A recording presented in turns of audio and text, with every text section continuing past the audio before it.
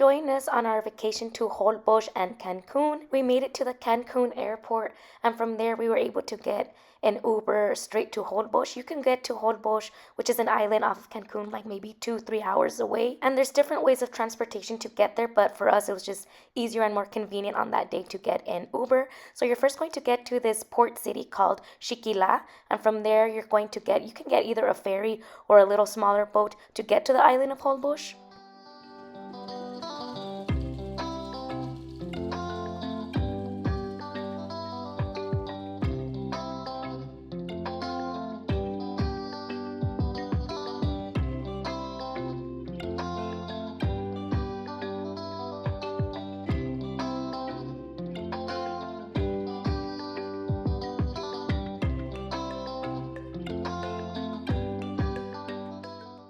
The boat ride was about 20 minutes, and then once we arrived in Holbox, we did decide to walk to our hotel, which was not the best idea. You're going to see in a minute how the streets were flooded because it had been raining a lot. So to get to the hotel, we had to take like a lot of detours, and then we had our luggage with us. So I don't know, it could have been better, but oh well, that's what we did. We got a very beautiful room. We got what we needed, our shower, toilet, sinks, and then we have this beautiful view out this window. But not only that, the best part was the balcony. And even the lady in the hotel said that this room was her favorite.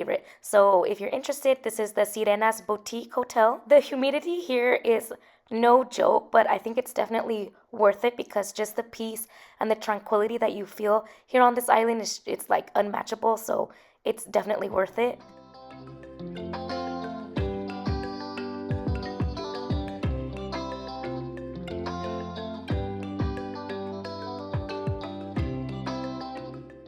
This is our hotel later on in that night. That's our room right up there. And then the lady did recommend to us a lot of really good places to eat. So we're on our way to one of those restaurants right now. And then here you can just see to our left, to our right, the streets were just completely flooded. And also just to keep in mind, there are no cars allowed on this island. You either get around either by foot, on bike, or there's these little golf carts that you can either rent out or by taxi. The location of our hotel was actually really convenient. They have this other hotel right in front of it, and then it leads directly into the beach and the ocean. And I really like that they have these little light things so we wouldn't get lost when we're on our way back from the beach. So it's unmistakably this is the entrance to our hotel. And since the streets were very flooded, the best way to get around the island during this time was along the beach by foot.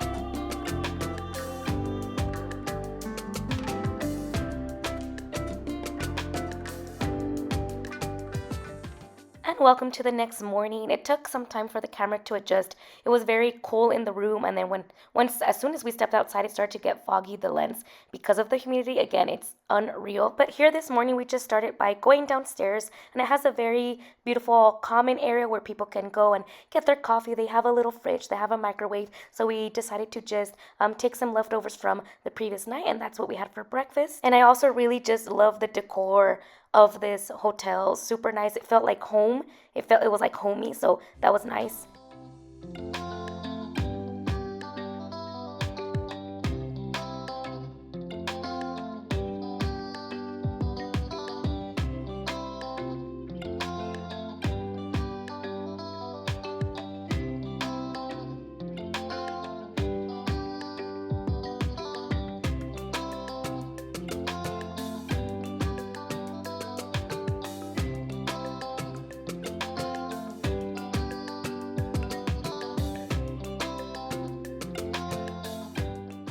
Here's the view of the beach during the daytime. The sand is so soft and the waters were crystal clear and blue. This day we decided to explore the island, so we went to one far side of the island called Punta Coco. It took us maybe 30 minutes on foot from our hotel to get to the very end. And actually, if you go early enough, you can get a good glance at some flamingos that like to be there early in the morning. We didn't go that early, so we didn't get to see them. However, we did get to see some flamingos later on another day, so stay tuned for that one. But we did really enjoy our walk over there, soaking up all the goodness that this island has to offer and all the beautiful views. But definitely don't forget your sunblock. I highly recommend wearing a hat and a lot of mosquito repellent.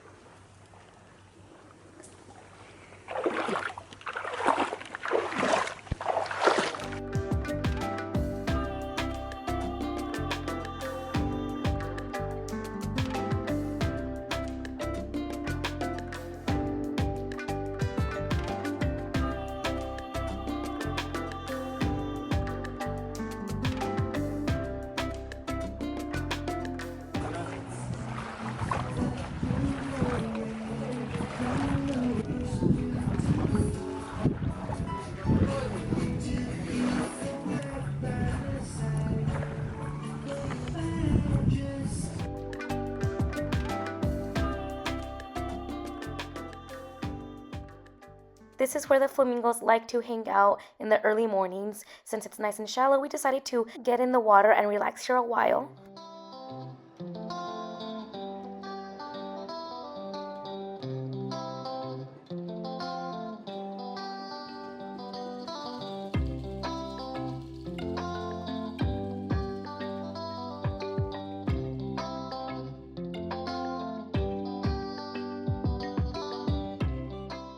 The water was so refreshing, and I even found myself a little loose crab claw, which I found interesting.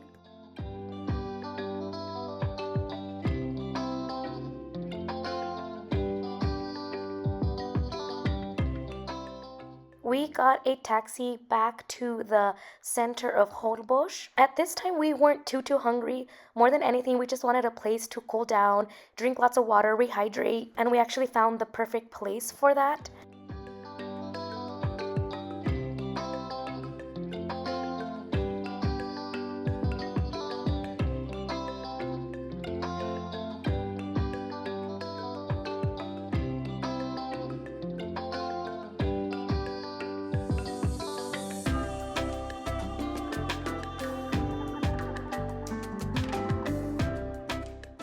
Victor got an electrolyte drink, which looked so good.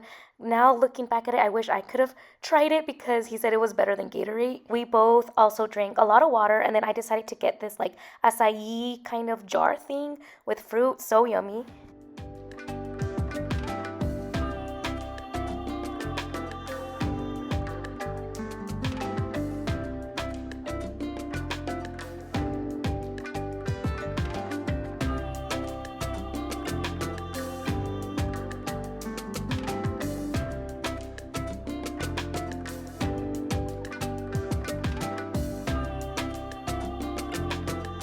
Quick rest and quick outfit change. We did rest for like about an hour and a half, or I want to say maybe close to 2 hours. As soon as we got here though, we did jump into like the shower just to like rinse off. It felt so nice. I'm telling you, the humidity is like no other. I can't. I am wearing the same shirt as last night. It was sweaty, but I left it out to dry. I laid it out, so, and it doesn't stink. I gotta take care of my clothes because I packed like 1 or 2 outfits, maybe extra, but still gotta take care of what I do have packed. So just the same shirt, different shorts though.